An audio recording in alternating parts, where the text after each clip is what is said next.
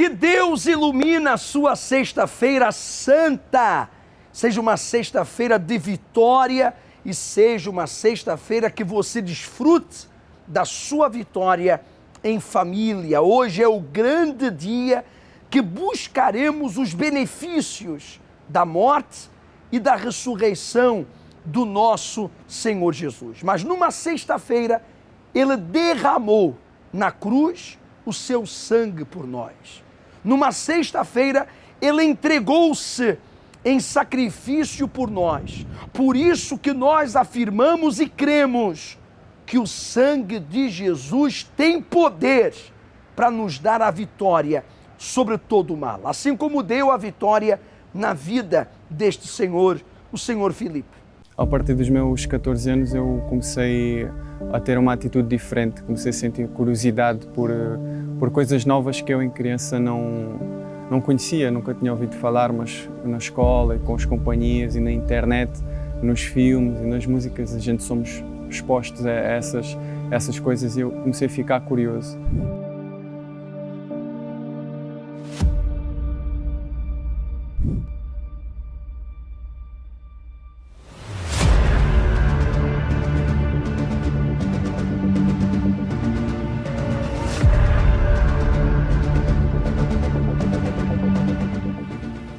Então, por uma vez que eu estava a falar com uma pessoa e ela comentou que estava a beber, estávamos a falar pela internet e eu achei curioso, vou experimentar beber, nunca tinha bebido na vida e desde esse dia fiquei agarrado, entre aspas, ao álcool. Comecei a beber sozinho em casa, na escola. Ia a cafés nos intervalos com os amigos. Eu lembro-me uma vez, durante um dia de aulas, logo às 8 da manhã, termos ido para um café ao lado da escola e começarmos a beber cervejas logo às 8 da manhã, só para nos embebedarmos, só porque era divertido. Os meus amigos na altura começaram a fumar tabaco e então eu quis experimentar. Dias depois, reparei que um amigo meu também não era só tabaco, havia ali qualquer coisa, eu fiquei curioso, que ele andava aos segredinhos com outro rapaz e eu decidi ir atrás deles, ver o que é que eles iam fazer e foi aí que eles me apresentaram a ganza. E aí já era o álcool, já era o tabaco e já era a ganza. Com o tempo foi-me também apresentada a erva, porque a erva é um pouco mais forte que o AX, que é o que as pessoas costumam chamar ganza. Com o passar do tempo, eu descobri que a erva podia ser plantada e então eu comecei também a plantar erva. E no meio disto tudo eu não só fumava, eu vendia para sustentar esse vício. Durante essa fase que eu passei em que consumia e vendia, eu deparei-me com pessoas mal intencionadas que começaram a perseguir-me, começaram a roubar-me, sabiam que eu tinha ganza, sabiam que eu vendia. Eles achavam que eu andava cheio de dinheiro, não sei. E então todos os dias eu era perseguido, eu era assaltado. Eu saía à noite aqui em Évora com os meus amigos, eu saía à noite com medo.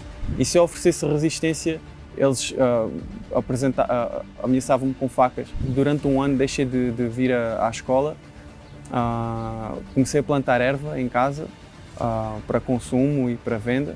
As discussões com os meus pais eram constantes, porque a minha mãe, eu às vezes ouvia a minha mãe a chorar pela casa, mas isso nunca me incomodou ao ponto de eu parar de fazer o que estava a fazer. As minhas prioridades viraram do avesso. As minhas prioridades deixaram de ser estudar, pensar o que ser da vida, etc. As minhas prioridades começaram a ser a droga. Quando eu não tinha dinheiro, eu cheguei a entrar no quarto dos meus pais para procurar dinheiro ou para procurar ouro para vender.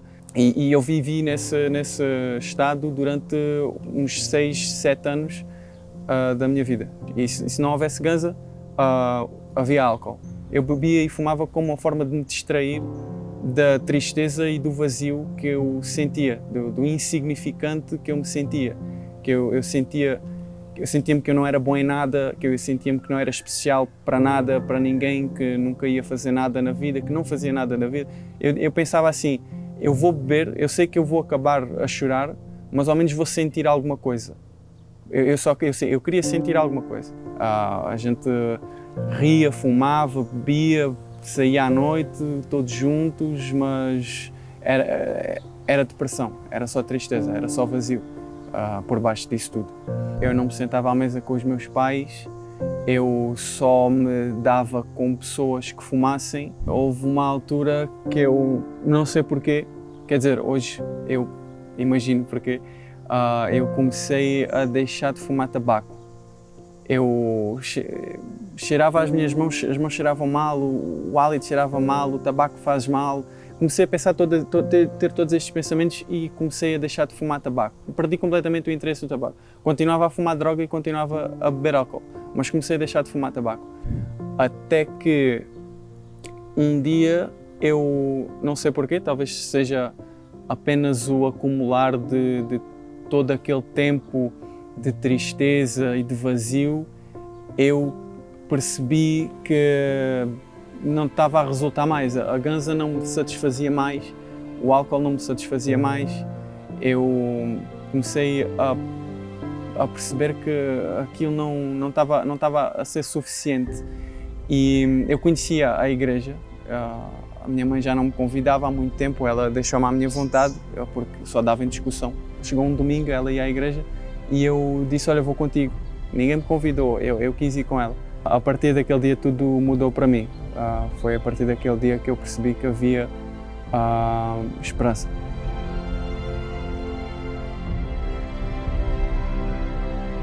Foi uma oportunidade que Deus me deu, tendo eu virado as costas para Ele há tanto tempo.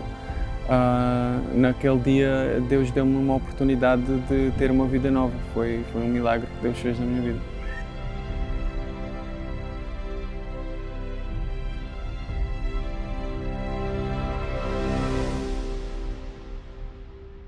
Eu hoje sou uma pessoa completamente diferente porque eu vivia triste. Do momento que eu acordava até o momento que eu me deitava, eu era triste, eu era vazio. E hoje eu não vivo com essa depressão, eu não vivo com esses pensamentos. Costumo pensar para mim próprio que a minha vida de antes era a preto e branco. É a melhor maneira que eu tenho de descrever a maneira como eu me sentia no dia a dia. Era preto e branco, era uma vida sem sabor. E a partir do dia que eu conheci Deus, a partir daquele dia que eu fui à igreja, a minha vida passou a ter sabor, a minha vida passou a ter cor. Deixei de me sentir daquela maneira. Hoje sinto-me bem. Há lutas, às vezes a gente não se sente tão bem, mas a gente sabe que vai ficar bem, vai ficar tudo bem. Vivo com esperança, uma coisa que eu não tinha antes, não tinha esperança de nada. Hoje eu não me embriago mais, não consumo mais ganza, não estou mais com más companhias. Hoje esse capítulo da minha vida está encerrado e hoje a minha vida é com Deus. Ele se libertou de todos os males. Ele se libertou de tudo aquilo que atazanava, que apoquentava a sua vida. Ele só perdia, só se afundava, era morte em morte, derrota em derrota, fracasso em fracasso, tristeza em tristeza, vício em vício. Como a senhora, como o senhor, que vive de problema em problema, de praga em praga, de inveja em inveja, de bruxedo em bruxedo, e a sua vida não avança. Quantos de vocês já tentaram? Quantos de vocês já, digamos assim, se esforçaram para vencer esse problema, essa doença, esse vício, para desfazer esse mal? Muitos procuram lugares de espiritismo, lugares de bruxos, de feiticeiros, macumbeiros. Muitos tentam desfazer o mal através do mal. Porque dizem, olha, vai ali, que ali não sei o que mais, ali fazem isto, fazem aquilo outro, mas o Senhor Jesus foi quem morreu na cruz por nós. Foi o Senhor Jesus que na cruz levou o seu sofrimento. Não é no bruxo, não é na bruxa, não é no vidente, não é no cartomante que você vai resolver a sua vida. Não é na força do seu braço. Como eu falava ainda há pouco, o sangue de Jesus tem poder. O sacrifício do Senhor Jesus tem poder. Se você quer vencer essa doença, se você quer vencer esse vício, se você quer vencer essa depressão, se você quer vencer esse mal que tem bloqueado a sua vida, as suas finanças, a sua casa, a sua família, o seu casamento, é no Senhor Jesus que você encontra a vitória. É hoje, sexta-feira, o cálice da vitória.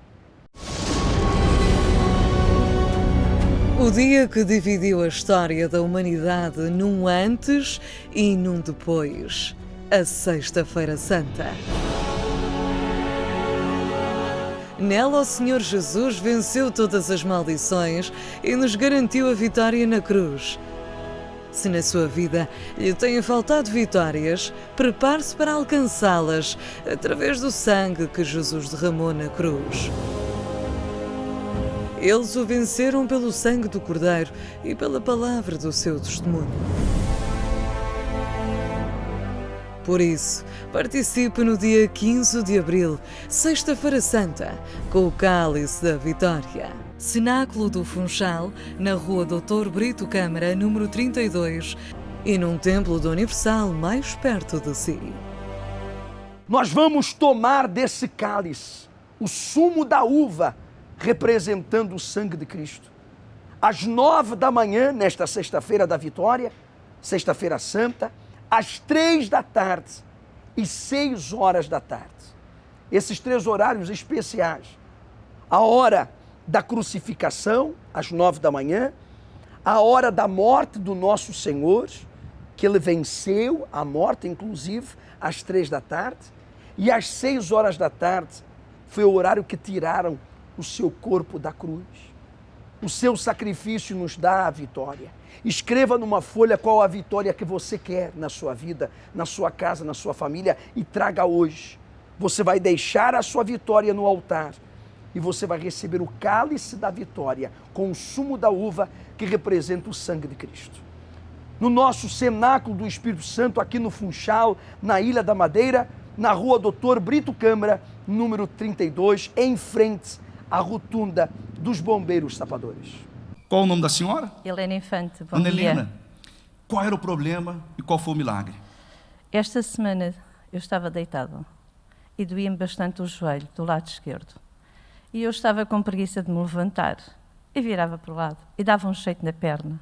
E a dor continuava. E eu digo, vou-me levantar e vou buscar a água. Fui buscar a água, pus no joelho, foi automaticamente. Um remédio Ando às na vezes hora. as pessoas a fazer fisioterapia sem necessidade nenhuma. Foi na hora. Deus operou. Sim. E melhor foi a cura da minha mãe há 5 anos de um câncer. Para tirar o peito, viemos realmente aqui a uma terça-feira e a mãe foi curada na hora. Um câncer. Deus Ia para curou. tirar o peito. Sim, sim. Só tem provado desse poder. Sim, sim, sim, sim. Dona Já Helena. dei testemunha sobre o peito da minha mãe e agora foi o meu joelho esta noite. Vai parar ou vai continuar? Não, vou sempre continuar. Nunca mais desisti. É isso aí. Nunca mais desisti. Quem quer Vale vencer a não pena. pode desistir. Não pode desistir. E vale a pena tomar a água, vir aqui aos domingos, aqui ou noutra igreja mais próxima. Porque vale a pena sim. Dá certo. São curadas.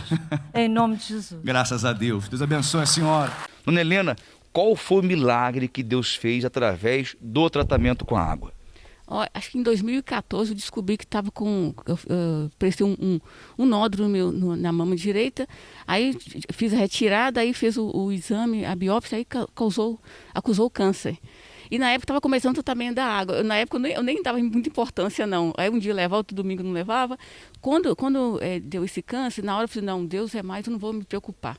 Aí eu comecei tomando a água, lavava o local, sempre perseverando, buscando todo domingo em oração, e sempre tomando água. Levava domingo, consagrava, usava, tomava, passava no local.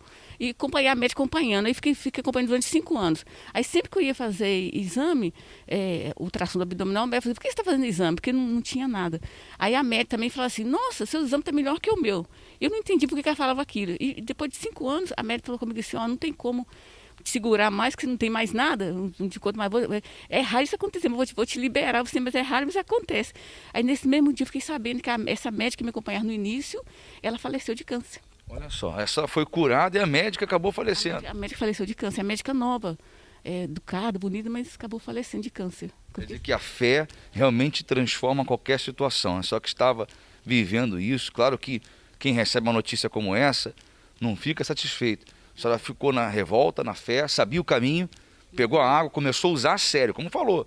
Pegava, às vezes, não dava muita importância.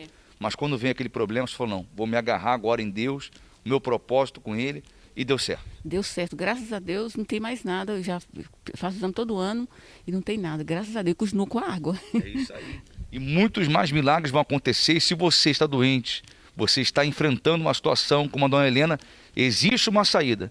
Use a sua fé aqui neste domingo, no Templo Maior, na rua Doutor José Espírito Santo, o milagre vai acontecer.